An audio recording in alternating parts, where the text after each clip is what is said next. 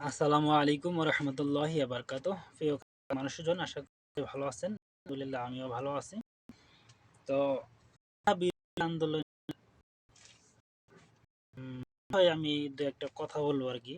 এইটা আমি আমার মাথা থেকে প্ল্যানটা বের হয়েছে আরকি। যে যে যে চাপটা আরকি, বা এই যে বুদ্ধি যে পরিকল্পনাটা করেছি নিজে, নিজে।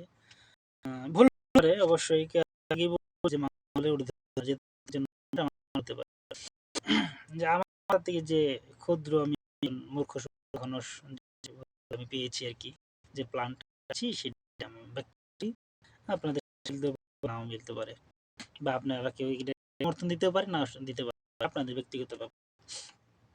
আমি আমার একটা প্ল্যান দিলাম, আপনারা একটা প্ল্যান দেন, প্ল্যান মিলে যেটা সত্যি সুন্দর হয় সেটা করা, এটা হলো শ্রেয়। তো যাই হোক, আমার আহ, আহ, প্রত্যেকটা প্রত্যেকটা আইন তো সংসদে পাশ হয়, তাই না? আমাদের যারা সংসদ আসনের যারা অভিভাবক আছে, যারা সংসদ সদস্য, এমপি, তারা তো প্রত্যেক অঞ্চলের থেকে তারা নির্বাচিত সংসদে গিয়েছেন। তারা কেন দৃষ্টিকোণ বিনাশ করে প্রয়োজনে আইন তৈরি করেন, আহ, আইন আহ, ইস্তেফা করেন আর কি, দেন আইন। তো যাই হোক, সেটা উম, আপনারা আমি যে প্রবাসে আছি, তো, আহ, এটা সশরীর তো তাদের সাথে যাইতে পারি না, তবে আপনারা যারা দেশে আছেন তারা আপনারা একটা স্মারকলিপি নিয়ে যান। প্রত্যেকটা এমপির কাছে, প্রত্যেকটা শিক্ষা প্রতিষ্ঠান থেকে, হাই স্কুল থেকে, 10 থেকে নিতে পারেন, স্বাক্ষর নিতে পারেন। এবং কলেজ,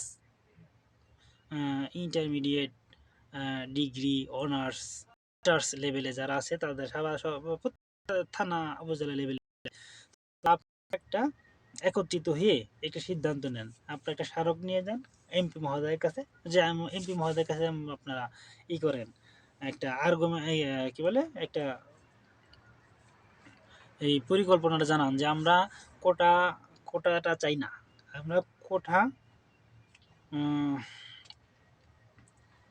কোটা চাই না, বৈষম্য চাই না, কোটা ছাড়া মেধার ভিত্তিতে চাকরি পাবে, মেধার ভিত্তিতে সে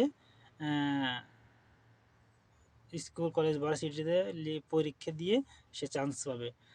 কোনো কোটা থাকতে পারবে না, একমাত্র প্রতিবন্ধী কোটা ব্যতীত আর কোনো কোটা থাকবে না। এটা আপনারা আপনাদের জনপ্রতিনিধি যারা এমপি আছে তাদের কাছে লিখিত আকারে আপনারা যান। সে কি বলে দেখেন, আপনি আপনার এলাকার দায়িত্ব আপনি নেবেন। দেখা গেল যে আপনারা যদি একত্রিত হয়ে এমপি মহোদয়ের কাছে যান, জনগণ যেদিকে থাকবে, বেশিরভাগ যেমন এমপি নির্বাচিত হয় কিভাবে, ম্যাক্সিমাম ভোট, বেশিরভাগ ভোট যে ব্যক্তি পায় সেই তো সংসদ সদস্য হিসেবে নির্বাচিত হয়, তাই না? ঠিক আপনারাও একইভাবে, আপনি নিজে একজন ভোটার, আপনার মা বাবাও ভোটার। আপনার চাকরি পাইলে আপনার মা বাবা সুখে থাকবে, ভালো থাকবে নিশ্চয়ই। তাহলে আপনার মা বাবাও চাবে যে কোটার ব্যবস্থাটা নিপাত যাক, কোটার ব্যবস্থাটা বাদ যাক। তো তাহলে আপনারা একটা স্মারকলিপি নিয়ে যেয়ে এমপি মহোদয়ের কাছে যান। এটা আপনারা এমপি মহোদয়, আমি যতটুকু বুঝি, অবশ্যই এমপি যেহেতু তিনি হয়েছে, অবশ্যই তার মাথায় কিছু না কিছু জ্ঞান আছে, সে এটাকে সমর্থন দিবে আমি মনে হয়, আমি মনে করি আর কি। আর যদি সমর্থন নাও করে, এটার একটা ব্যবস্থা আছে, পরবর্তীতে তো সে আবার নির্বাচন করতে হবে, 5 বছর পরে তো আবার তাকে নির্বাচন করতে হবে। আপনারা তাকে বর্জন করবেন, আপনারা তাকে ভোট বর্জন করবেন, কেননা সে আপনাদের কোটা বিরোধীদের সাথে, আপনাদের সাথে ছিল না, অর্থাৎ আপনাদের বিপদে সে ছিল না, তাহলে তার বিপদে আপনি কেন থাকবেন তার পাশে? কারণ তাকে দিয়ে কোনো, আপনার এমপি দ্বারা যদি আপনার উপকার না হয়, সে ওই এমপি দিয়ে আপনি কি করবেন?